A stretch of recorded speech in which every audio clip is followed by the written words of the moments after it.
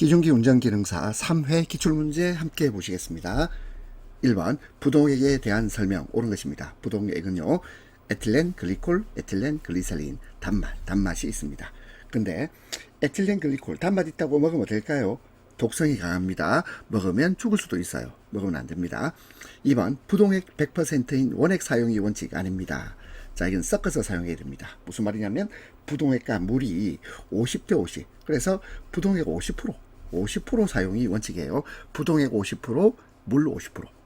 그 다음 세 번째, 온도가 낮아지면 화학적 반응을 일으킵니까? 그렇지 않습니다. 낮은 온도에도 화학적 반응 변화를 일으키지 않습니다. 그 4번, 부동액은 냉각계통의 부식을 일으킨다 되어 있는데 부식을 일으키지 않습니다. 부식 방지제가 포함되어 있어서 부식을 일으키지 않는다. 답은 1번입니다. 2번, 프라이밍 펌프, 디젤 기관 연료 장치 내에 있는 공기를 배출하기 어려운 것.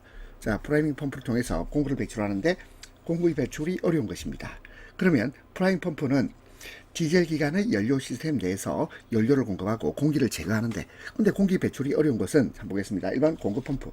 공급 펌프는요, 프라이밍 펌프를 이용해서 쉽게 공기를 제거할 수 있습니다. 그리고 연료 필터. 연료 필터는 자, 프라이밍 펌프를 사용해서 공기 제거 가능하고요.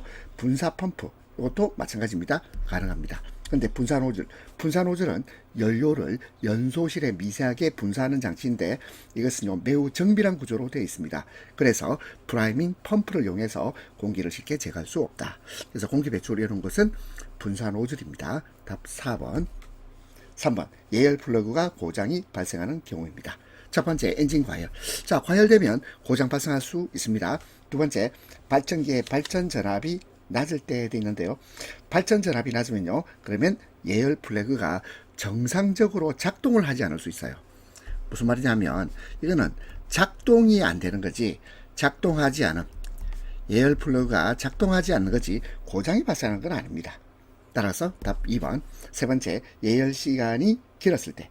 자, 예열 시간이 길면 그러면 플러그가 타버립니다. 따라서 예열 플러그 고장이 발생할 수 있습니다. 4번, 정격이 아닌 예열 플러그를 사용했을 때 부적절한 예 플러그를 사용하면 그러면 과열 또는 작동 불능될 수 있겠습니다. 고장 발생합니다. 따라서 답은 2번이고요. 4번, 기관 연소실에서 발생하는 스퀴시에 대한 설명입니다. 스퀴시는 압축 행정 말기에 발생한 와류 현상을 말합니다. 그래서 피스톤이 압축 상사점 근처에 도달했을 때 연소실 가장자리 부분에 있는 공기연료 혼합기가 실린더 중앙으로 빠르게 밀려 들어가는 현상인데, 그러면 이 강한 와류가 형성된다는 말은 연료와 공기의 혼합이 더욱 균일해집니다. 그래서 연소 속도가 증가하고 연소 효율이 개선돼요. 그래서 스퀴시는 결국 연소 효율이 개선되는 효과가 있습니다. 1번에 연소가스가 크랭크 케이스로 노출되는 현상, 이것을 블로우바이라고 하죠. 블로우파우가 아니고 블로우바이. 자, 영어로 쓰면 BLOWBY 이렇게 됩니다. 블로우바이. 그 다음에 4번 보세요. 압축 공기가 피스톤 링 사이로 누출되는 현상. 1번하고 4번은 같은 말입니다. 이것도 블로우바이. 2번에 흡입 밸브에 의한 와류 현상. 자, 이것을 스월이라고 합니다. 스월 현상. SWIRL, 스월 현상. 따라서 스퀴시에 대한 설명은 압축 행정 말기에 발생한 와류 현상을 말합니다. 이를 통해서 연소 효율이 개선된다. 답은 3번. 5번, 압력식 라디에이터 캡을 사용함으로써 얻어지는 이점입니다. 압력식 라디에이터 캡을 사용하면 냉각 시스템 내의 압력을 높일 수 있습니다. 압력식 라디에이터 캡을 사용하면 압력을 높여요. 압력이 높아지면 냉각수의 끓는 점, 비등점, 끓는 점이 올라갑니다. 끓는 점이 올라가서 보다 높은 온도에서도 냉각수가 끓지 않고 엔진을 효율적으로 냉각할 수 있습니다. 압력식 라디에이터 캡을 사용하면 냉각수의 비등점을 올릴 수 있다. 답 1번입니다. 그리고 2번, 3번, 4번은 전혀 관련이 없는 내용이고요. 6번, 디젤기관 시동을 용이하게 하기 위한 사항으로 틀린 것입니다. 시동을 요기하게 하기 위한 사항으로서 1번 압축비를 높인다. 압축비를 높이면 공기가 더 고온 고압 상태가 되어서 연료의 자연 착화가 용이해집니다. 따라서 시동을 용이하게 할 수 있습니다. 2번 시동 시 회전 속도 낮춘다. 뭔가 이상하죠. 시동을 용이하게 해야 되는데 시동 시 회전 속도를 낮추는 게 아니고 높인다. 시동 시 회전 속도가 빨라져야 되겠죠. 그래서 충분한 회전 속도가 필요합니다. 3번 흡기 온도를 상승시킨다. 흡기 온도를 상승시키면 그러면 추운 날씨에 흡기 온도를 높이면 그러면 시동을 용이하게 걸 수 있겠습니다. 그리고 4번 예열장치 사용. 이것도 마찬가지예요.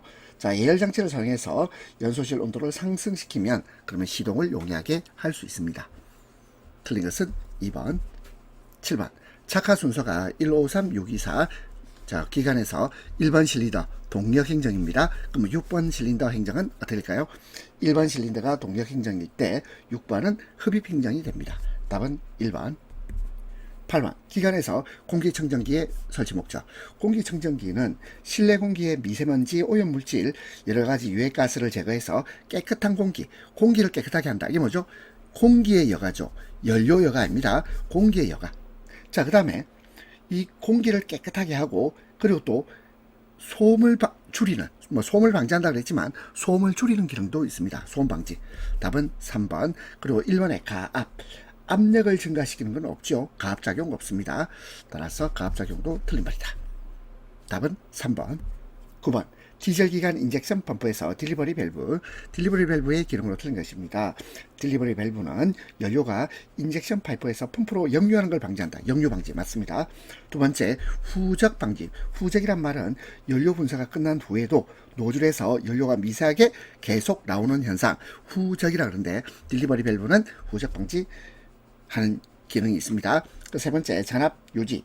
연료 공급이 중단된 후에도 연료 라인 내에서 일정 압력을 유지해서 다음 연료 분사를 원활하게 하는 잔압 유지 기능이 있습니다. 하지만 유량 조정 기능은 없어요. 유량 조정은 플런저나 가버너가 하는 겁니다. 이것은 플런저 또는 가버너의 기능이지 딜리버리 밸브의 기능은 아닙니다. 딜리버리 밸브는 연료 흐름을 제어하는 역할을 할 뿐입니다. 답 4번. 10번 배기행정 초기에 배기밸브가 열려서 실린더 내 연소가스가 스스로 배출되는 현상을 블로우다운이라고 합니다. 블로우다운. 답 3번입니다. 1번에 피스톤 슬랩이란 말은 때린다 이 말이거든요. 피스톤이 실린더 벽과 부딪히면서 발생하는 소음이나 진동, 피스톤 슬랩. 그 다음에 블로바이는 연소실에서 발생한 가스가 피스톤 링을 통과해서 크랭크 케이스로 가스가 새어나가는 현상 블로바이라고 합니다. 그 다음 피스톤 행정은 이건 피스톤이 왕복 운동하는 과정을 말합니다. 따라서 답 3번. 11번 엔진 오일의 점도 지수가 작다. 점도 지수가 작단 말은요. 온도 변화에 따른 점도 변화 어떻단 말이죠? 크다는 뜻입니다. 점도 지수가 작단 말은 온도에 따른 점도 변화는 크다. 답은 2번입니다. 12번 과급기를 부착했을 때 2점으로 틀린 것입니다. 과급기는 강제적으로 공기를 공급합니다. 강제적으로 공기를 공급해서 출력 감소를 줄일 수 있어요. 그래서 고지대에 있어서 출력 감소가 적다. 1번 맞고요. 그리고 이 과급기는 폭발력을 키울 수 있죠. 그래서 회전력이 증가합니다. 회전력 증가. 그리고 이 과급기는 연소실 내 산소량을 늘립니다. 그러면 기관 출력, 엔진 출력이 향상되겠죠. 그리고 4번 압축 온도의 상승, 흡입 공기가 압축되어서 온도가 상승합니다. 그러면 착화 지연 시간은 길어지는 것이 아니라 짧아진다. 틀린 것은 4번. 13번 겨울철 디젤기관 기동 전동기 크랭킹 회전수가 저하되는 원인. 크랭킹 회전수가 저하되는 원인으로 틀린 것입니다. 1번 엔진 오일의 점도 상승. 점도가 높아지면 그러면 회전 저항이 증가하죠. 회전 저항이 증가하면 그러면 크랭킹 회전수가 저하되는 원인이 되겠습니다. 두 번째, 온도에 의한 축전지의 용량 감소. 축전지 용량 감소하게 되면 그러면 전압과 출력이 낮아지겠죠. 크랭킹 회전수가 저하됩니다. 세 번째, 점화 코일. 자, 갑자기 점화 코일 하면 이 점화 코일은 가솔린 엔진에 관한 이야기입니다. 자, 근데 문제는 디젤 엔진, 디젤 기관을 말하고 있잖아요. 따라서 디젤 엔진, 디젤 기관은 점화 코일이 필요하지 않습니다. 따라서 3번이 틀렸습니다. 4번, 기온 저하로 기동 부하가 증가한다. 기온이 낮으면 연료 점도가 높아지고 그리고 회전 저항이 증가해요. 기동 부하가 증가합니다. 틀린 것은 3번. 디젤 기관, 디젤 엔진에는 점화 코일이 필요 없다. 14번, 전조등 회로의 구성품으로 틀린 것입니다. 1번, 전조등 릴레이. 전조등에 충분한 전력을 공급하기 위해서 사용됩니다. 맞고, 두 번째, 전조등 스위치. 운전자가 전조등을 켜고 끌 수 있도록 하는 스위치입니다. 세 번째, 디머 스위치. 하향등과 상향등을 전하는 스위치, 디머 스위치. 근데 플래시 유닛. 플래시 유닛은 방향 지시등 및 비상등을 전멸시키는 장치입니다. 전조등 회로와 직접 관련이 없다. 답 4번. 15번, 축전지, 배터리라고 부릅니다. 축전지 배터리. 케이스와 커버를 청소할 때 사용하는 용액입니다. 축전지의 케이스와 커버를 사용할 때는 가장 적절한 것은 소다와 물입니다. 왜냐하면 소다는 약한 염기성을 가지고 있습니다. 그래서 축전지 단자에 생기는 황산염이나 부식물을 중화시켜줘요. 따라서 소다, 베이킹소다예요. 소다와 물. 따라서 답 3번. 16번, 충전장치에서 IC 전압조정기의 장점. 틀린 것입니다. IC 전압조정기는 진동에 강합니다. 그래서 전압 변동이 작아요. 1번, 조정 전압 정밀도 향상이 크다. 그렇습니다. 정밀도가 높습니다. 2번, 내열성이 크죠? 그래 출력 증대시킬 수 있습니다. 세 번째, 진동에 의한 전압 변동이 크다. 이건 크고 하면 안 되죠. 작고. 진동에 의한 전압 변동이 작습니다. 내구성 우수하고 그리고 초소형화가 가능하죠. 발전기 내에 설치할 수 있어요. 따라서 틀린 것은 3번.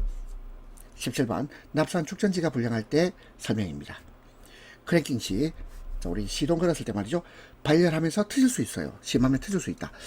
납산 축전지가 불량했을 때는 터질 수 있습니다. 그래서 1번 맞네요. 2번, 방향 지시등이 커졌다가 꺼짐을 반복한다 그랬는데 방향 지시등은 이건 전멸기나 전기 배선의 문제입니다. 따라서 2번 틀렸고요. 3번, 제동등이 상시 점등되는 것. 자, 이거는 브레이크 스위치 고장이나 배선 단락의 문제하고 관련됩니다. 4번, 가감속이 어렵고 공회전 상태가 심하게 흔들리다 그랬는데 이것은 연료계통이나 점화계통의 문제입니다. 따라서 납산 축전지 불량은 크랭킹 시 발열하면서 심하면 터질 수 있다. 답 1번입니다. 18번, 퓨즈 접촉이 나쁠 때 나타나는 현상. 퓨즈 접촉이 나쁘면 그러면요, 연결부에서 저항이 증가하게 되고 이는 전류 흐름을 방해합니다. 그리고 접촉 불량으로 스파크가 일어나거나 과열될 수 있어요. 그럼 결국 연결부는 끊어져요. 답 3번. 그리고 1번에 저항이 떨어진다가 아니고 저항이 증가합니다. 그리고 전류 흐름이 높아지는 것이 아니고 낮아지겠죠? 감소한다 또는 낮아진다. 그리고 연결부 끊어집니다. 답 3번. 19번, 수동 변속기가 장착된 건설기계에서 기어의 이중물림 방지를 하는 장치, 이것이 인터록입니다. 인터록 장치. 답 3번. 1번에 인젝션은 연료를 엔진에 분사하는 장치입니다. 2번, 인터쿨러 장치는 압축된 공기의 온도를 낮춰서 엔진 효율을 높이는 장치입니다. 4번에 인터널 기어 장치는 내부 기어가 외부 기어와 맞물려 작동하는 방식, 인터널 기어 장치입니다. 답 3번. 20번, 무한궤도식 건설기계에서 트랙 장력이 너무 팽팽하다. 트랙 장력이 너무 팽팽하게 조정되었을 때 보기와 같은 부분에서 마모가 촉진되는 부분 모두 나열한 항인데요. 트랙 장력이 너무 팽팽하면 먼저 A번에 트랙핀 마모됩니다. 트랙이 과도하게 당겨지면 트랙핀과 주변 부품 간의 접촉이 강화되고 접촉이 강화되면서 결국 마모가 촉진되겠습니다. 두 번째 부싱도 마모되겠죠. 부싱도 지속적인 마찰을 받으면서 마모가 가속됩니다. 세 번째 스프로킷도 마모가 되겠습니다. 4번에 블레이드. 자, 블레이드는 작업 환경, 지면과의 마찰을 하는 게 블레이드잖아요. 블레이드는 땅의 환경, 지면 환경에서 마모가 발생하는 것입니다. 따라서 해당 사항이 없다. 답은 3번입니다.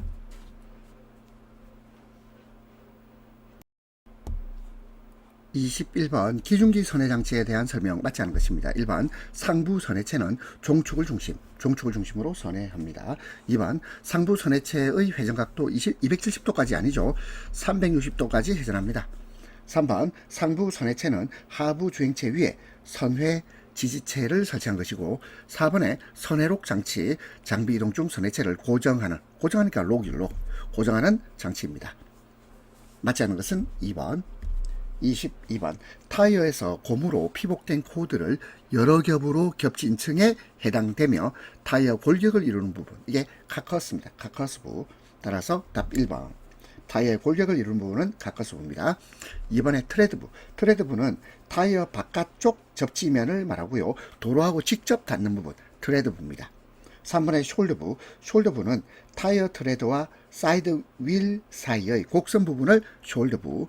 4번의 비드부는 타이어가 휠 림에 단단히 고정되도록 돕는 부분입니다. 그리고 이 비드부에는 강철 와이어가 포함되어 있어요. 답 1번. 23번 타이어식 기중기 훅 작업 시 안전사항입니다. 1번 붐은 최소 20도 이하로 하지 않습니다. 최대 78도 이상으로 하지 않습니다. 운전 반경 내에서 다른 작업자의 접근을 금지시킵니다. 그리고 가벼운 화물은 아웃트리거를 설치하지 않는다. 틀렸죠. 작업할 때는 가벼운 화물이든 뭐든 간에 작업 시에는 아웃트리거를 설치한답니다. 설치해야 됩니다. 답은 4번. 24번 기중기 작업 시 화물 적재 후 붐이 상승하지 않는 원인 맞지 않는 겁니다. 1번 붐 호이스트 레버가 작동하지 않는다. 맞고요. 클러치가 미끄러졌다. 맞고요. 브레이크가 풀리지 않는다. 맞습니다. 근데 붐에 하중이 걸려있다. 하중이 걸려있어도 붐은 상승합니다. 그래서 붐에 하중이 걸려있다고 해서 붐이 상승하지 않는다. 틀렸어요. 다만 하중이 너무 크면 상승 속도가 느려지거나 아무래도 힘이 부족할 수 있겠습니다. 그래서 답 4번. 25번 기관의 플라이 휠과 항상 같이 회전하는 부품입니다. 플라이 휠은 엔진의 회전력을 저장하고 전달하는 역할을 합니다. 그리고 이 클러치 시스템의 중요한 구성 요소인데 클러치가 정상적으로 작동하려면 플라이 휠과 함께 회전하는 부품이 필요하겠죠. 그래서 항상 같이 회전하는 부품은 압력판입니다. 압력판. 답은 1번. 그리고 2번, 3번, 4번은 해당 사항 없고요. 26번 보겠습니다. 트랙슈의 종류로 틀린 것입니다. 1번 단일 돌기슈, 이중 돌기슈, 습지용 슈. 1번, 2번, 3번 다 맞는데 4번 변화중 돌기슈. 이것은 존재하지 않습니다. 4번이 틀렸네요. 27번 건설기계 조종사 적성검사 기준 가장 거리가 먼 것입니다.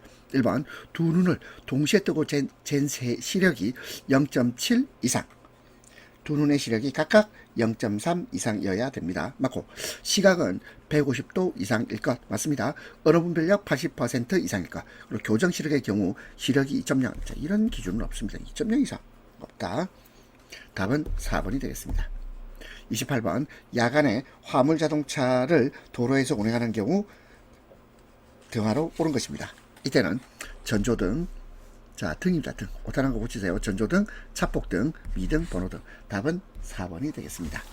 야간 운행 시 안전을 위해서 반드시 전조등, 헤드라이트, 차폭등, 미등, 그리고 번호등을 켜야 됩니다. 29번 야간에 차가 서로 마주보고 진행하는 경우 등하 조작 방법 맞는 것입니다. 이것은요 전조등 불빛 이것을 아래로 하향으로 하지요. 답 3번입니다. 30번 검사 대행자 지정을 바꾸자 할 때 신청서에 첨부해야 될 사항, 신청자 첨부사항이 아닌 것입니다. 1번 검사 업무 규정안, 2번 시설 소유 증명서, 3번 기술자 보유 증명서. 근데 4번에 장비 보유 증명서는 신청서에 첨부할 사항이 아닙니다. 31번 건설기계관리법령상 자동차 손해배상 보장법에 따른 자동차 보험에 반드시 가입해야 하는 건설기계가 아닌 것입니다. 그러면 여기서요. 찌개차, 기중기, 굴착기, 덤프트럭이 있는데 여기 보니까 타이어식 찌개차하고 타이어식 기중기, 타이어식 굴착기, 덤프트럭 이렇게 나와 있거든요. 그러면 이 자동차 보험에 반드시 가입해야 하는 건설기계가 아닌 것은 답은 1번입니다. 타이어식 지게차입니다. 이게 왜 그러냐면 우리 법조문 한번 보겠습니다. 자동차 손해배상 보장법 시행령 2조 건설기계 그래서 자동차 손해배상 보장법 제2조 1호에서 건설기계관리법 적용을 받는 건설기계 중 대통령령, 이 대통령령이 시행령이거든요. 대통령령으로 정하는 것이라는 것은 1호부터 쭉 나와 있죠. 7호까지 나와 있는데 1호 봅시다. 덤프트럭. 2번 타이어식 기중기. 자, 타이어식 기중기 돼 있지. 타이어식 지게차 하면 틀린 말입니다. 타이어식 지게차는 여기 해당 사항 없습니다. 그리고 콘크리트 믹서 트럭, 트럭 적재식 콘크리트 펌프, 트럭 적재식 아스팔트 살포기, 타이어식 굴착기, 그리고 특수건설기계에서 트럭 지게차, 트럭 지게차입니다.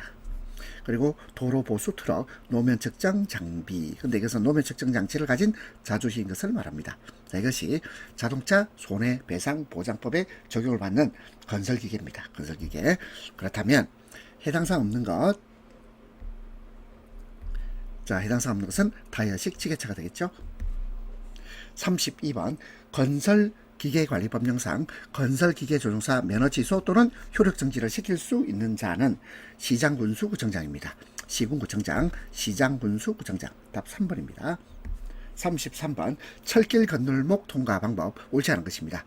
1번 철길 건널목에서는 앞지르기 해서는 안됩니다. 그리고 건널목 부근에서는 주정차 해서는 안되고, 그리고 일시정지 표시가 없을 때 서행하면서, 이게 틀렸죠. 일시정지 표지가 있든 없든 상관없이 반드시 일시정지 후 안전함 확인한 후에 통과해야 돼요. 일시정지 표지판이 있든 없든 반드시 일시정지 후에 안전함을 확인한 후에 통과합니다. 옳지 않은 것은 3번. 34번 대형 건설기계 특별표지판 부착하지 않아도 되는 건설기계인데, 자, 일단 너비 나와 있죠. 너비를 기준으로 하면 2.5m 초과입니다. 2.5m 초과는 대형 건설기계 특별표지판을 부착해야 되거든요. 대형 건설기계 특별표지판 부착해야 되는 것은 너비는 2.5m 초과, 그러니까 3m니까 부착해야 됩니다. 그 다음에 길이는 16.7m를 초과할 때 특별표지판 부착해야 되거든. 그러면 16m면요. 그러면 안 해도 되겠네. 왜? 16.7m를 초과할 때 부착해야 되거든. 또는 안 해야 됩니다. 세 번째, 추가중 기준 10톤 초과입니다. 10톤 초과. 10톤 초과니까 특별표지판을 부착해야 되겠죠. 그리고 총중량 기준으로 하면 40톤 초과입니다. 40톤 초과는 특별표지판 부착해야 됩니다. 따라서 총중량 50톤 부착해야죠. 그럼 부착하지 않아도 되는 것 2번이 답인데요. 다시 보겠습니다. 대형 건설기계 특별표지판을 부착해야 되는 경우는 너비 2.5m 초과, 길이 16.7m 초과, 추가중은 10톤 초과, 총중량은 40톤 초과일 때는 반드시 특별표지판을 부착해야 돼. 그러면 16m일 때, 길이 16m는 부착하지 않아도 된다. 35번. 자, 우리 한번 쭉 보세요. 16.7, 2.5, 그 다음에 아까 2.5 했죠. 너비 2.5 초과. 자, 그 다음에 높이 4.0, 그리고 최소 회전 방향 12m, 총중량 40톤, 그리고 추가중은 10톤. 한번 읽어보세요. 건설기계 안전규제에 관한 규칙입니다. 35번 타이어식 굴삭기 또는 굴착기 정기검사 유효기간은 1년입니다. 타이어식 굴착기 정기검사 유효기간은 1년.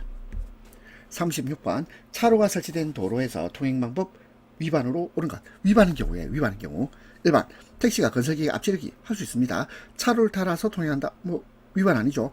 경찰관 지시에 따라 이것도 위반이 아닙니다. 1번, 2번, 3번은 모두 위반이 아닌 경우. 4번 두 개의 차로에 걸쳐서 운행하는 것은 이건 차로 통행방법 위반입니다. 이게 위반이죠. 37번 유압펌프 중 토출량을 변화시킬 수 있는 것. 토출량이란 말은 유체를 내보내는 양, 토출량, 유체를 밖으로 내보내는 양을 토출량이라고 하는데, 이 토출량을 변화시킬 수 있다. 변화에서 변, 시킬 수 있다에서 가. 자, 가다 이 말이에요. 가. 자, 한자로 쓰면 이렇게 됩니다. 그러면 가변 토출량형. 답은 1번입니다. 38번 유압 펌프 소음 발생 원인.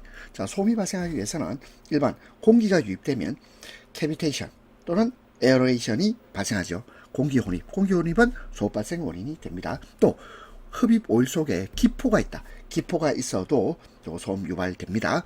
그리고 펌프의 회전이 너무 빠르다. 이것도 소음 발생 원인 되겠죠. 그리고 4번에 펌프 축의 센터와 원동기 축의 센터가 일치하면 그러면 축의 정렬이 올바르게 되어 있습니다. 그럼 오히려 소음이 적게 발생하겠죠. 소음 발생 원인이 아니고 소음이 적게 또는 발생하지 않는 경우입니다. 답 4번. 39번 유압 실린더 움직임이 느리거나 불규칙할 때의 원인, 그 원인입니다. 1번 피스톤 링의 마모. 피스톤 링이 마모되면 그러면 유압류 누설이 발생하고 그리고 실린더 움직임이 느리거나 불규칙할 수 있습니다. 이번에 점도가 너무 높아도 이거 움직임이 느려질 수 있겠죠. 3번 유압 표론에 공기가 혼입되어 있으면 그러면 이것도 마찬가지 움직임이 불규칙 또는 느릴 수 있습니다. 그리고 4번 체크밸브 방향이 반대로 설치되어 있으면 이거는요 반대로 설치되면 유압류가 흐르지 않겠죠. 움직임이 느린 게 아니고 아예 작동을 안 할 수 있습니다. 답은 4번이 되겠습니다. 40번 유압 탱크에 대한 구비 조건 가장 거리가 먼 것입니다. 1번 적당한 크기의 주유구 및 스트레이너를 설치. 적당한 크기 맞고요. 그리고 드레인, 배출 밸브 및 요명계를 설치한다. 맞습니다. 그리고 3번 오일에 이물질이 혼입되지 않도록 밀폐. 맞습니다. 그리고 4번 오일 냉각을 위한 쿨러 설치. 이 쿨러 설치는 이것은 부가적 장치인데 모든 유압 탱크에 반드시 설치해야 되는 구비 조건은 아니에요. 이 쿨러 설치는 구비 조건은 아닙니다. 답은 4번. 41번 유압 장치에서 사용되는 오일의 점도가 너무 낮을 경우입니다. 점도가 낮단 말은요 오일이 묽다는 뜻입니다. 오일이 지나치게 묽으면 1번 펌프 효율이 저하되죠. 왜냐하면 점도가 너무 낮으면 펌프 내에서 윤활이 충분히 이루어지지 않습니다. 그래서 효율이 저하됩니다. 그리고 두 번째 오일이 오일이 밖으로 새죠. 그래서 밖으로 셀 수 있고요. 세 번째, 계통 내의 압력 저하. 그렇습니다. 점도가 낮은 오일은 쉽게 흐릅니다. 따라서 압력 저하가 일어납니다. 4번, 시동 시 저항 증가. 자, 점도가 낮으면 시동 시 오일 흐름이 원활해지기 때문에 저항은 감소합니다. 시동 시 저항 감소. 답은 4번. 42번 유압 모터에 대한 설명 맞는 것입니다. 1번 유압 발생 장치에 속한다 되는데 유압 발생 장치 아닙니다. 유압 모터는 유압 발생 장치는 아니에요. 왜냐하면 유압 발생 장치는 유압 펌프, 유압 탱크, 필터 이런 것들을 말해요. 2번 압력, 유량, 방향을 제어한다. 제어하지 않습니다. 왜냐하면 압력, 유량, 방향을 제어하는 장치는 유압 밸브, 이거는 유압 밸브를 말한다. 2번 틀렸고 3번 직선운동을 하는 작동기다 했는데 유압모터는 회전운동합니다. 직선운동이 아니라 회전운동. 4번 유압 에너지를 기계적 일로 변환시킨다. 변환하죠? 답은 4번입니다. 43번 다음 중 압력 제어 밸브 아닌 것입니다. 압력 제어 밸브는 유압 시스템에서 압력을 조절하거나 유지하는 역할을 하는데 1번에 릴리프 밸브, 3번에 언로드 밸브, 그리고 4번에 카운터 밸런스 밸브입니다. 근데 2번에 체크 밸브. 체크 밸브는 또는 유체가 한 방향으로만 흐르도록 하는 역할을 하지 압력 조절 기능은 없죠. 체크 밸브는 압력 제어하고 거리가 멀다. 답은 2번. 44번 기중기 작업 시 호이스트 레버를 당겼는데 붐이 상승하지 않을 경우 고장 원인. 1번 붐 호이스트 브레이크가 풀려있다. 브레이크가 풀려있으면 오히려 붐이 자유롭게 움직이거나 내려갈 수 있습니다. 따라서 1번 틀렸고 2번 붐 호이스트 클러치에 오일이 부착되었다. 오일이 묻으면 클러치가 미끄러지겠죠. 미끄러져서 동력이 전달되지 않습니다. 그러면 붐은 상승하지 않네요. 답은 2번. 세 번째, 유압 펌프 토출량이 과대하다. 토출량이 과대하면 유압이 높아져서 붐이 빨리 상승할 가능성도 있죠. 따라서 해당 사항 없고 4번, 붐에 하중이 걸려있다. 하중에 걸려있어도 붐은 움직일 수 있습니다. 따라서 답은 2번. 45번, 유압장치 중에서 회전운동을 하는 것을 골라라. 회전운동은 유압모터. 답 2번입니다. 근데 1번에 급속 배기밸브, 3번에 하이드로릭 실린더, 4번에 복동 실린더 모두 직선 운동을 합니다. 답은 2번. 46번 그림의 유압기호. 유압기호는요, 이것은 오일탱크, 3번입니다. 오일탱크를 나타낸다. 47번 운반작업 시지켜야 될 사항으로 옳은 것인데요. 1번 운반작업은 장비를 사용하기보다 가능한 많은 인력을 동원한다. 이 뒷말 틀렸죠.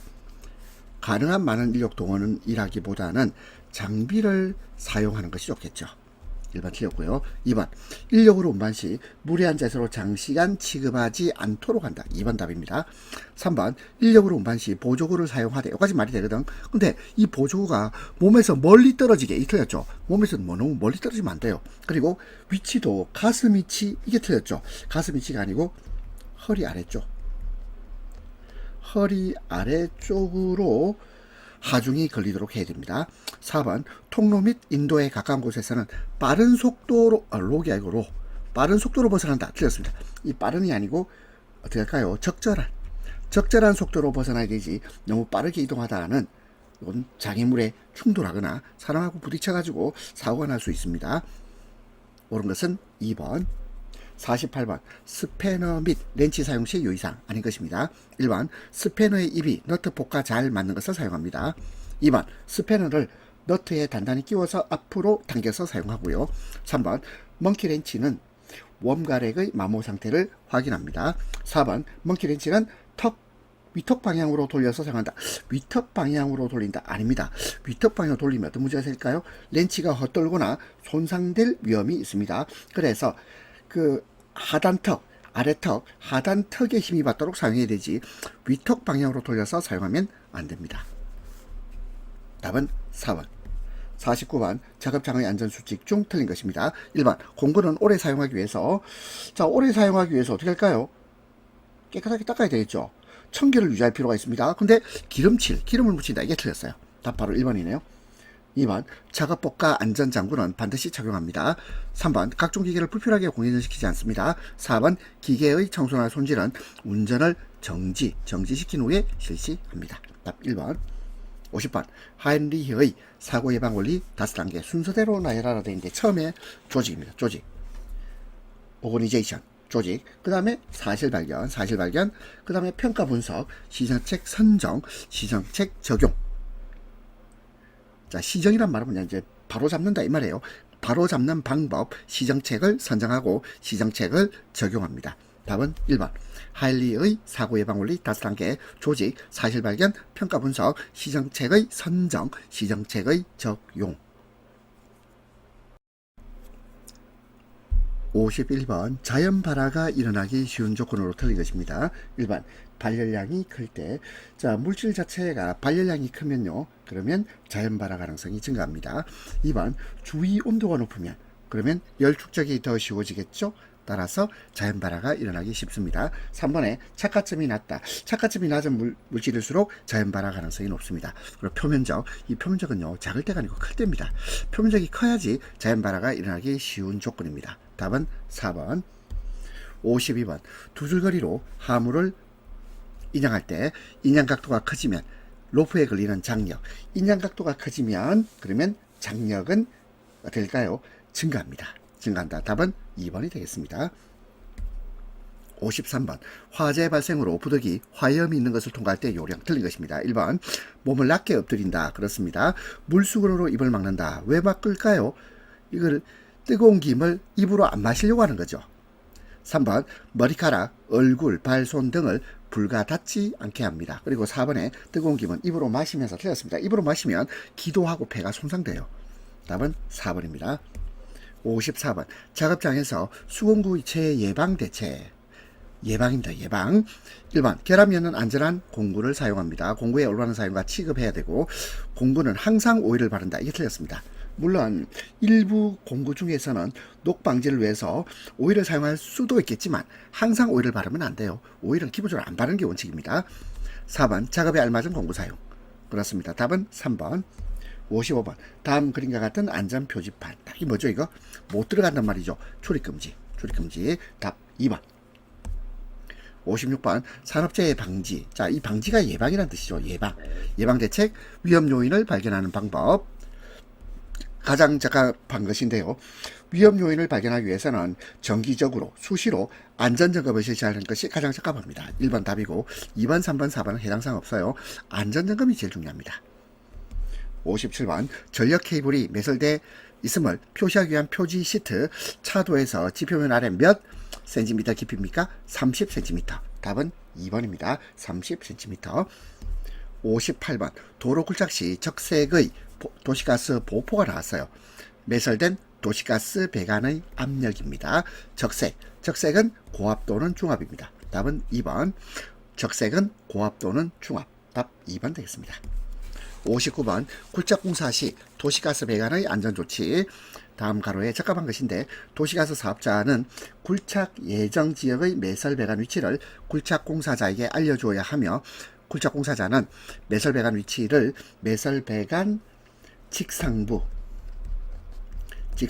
지면에 황색 페인트로 표시해야 됩니다.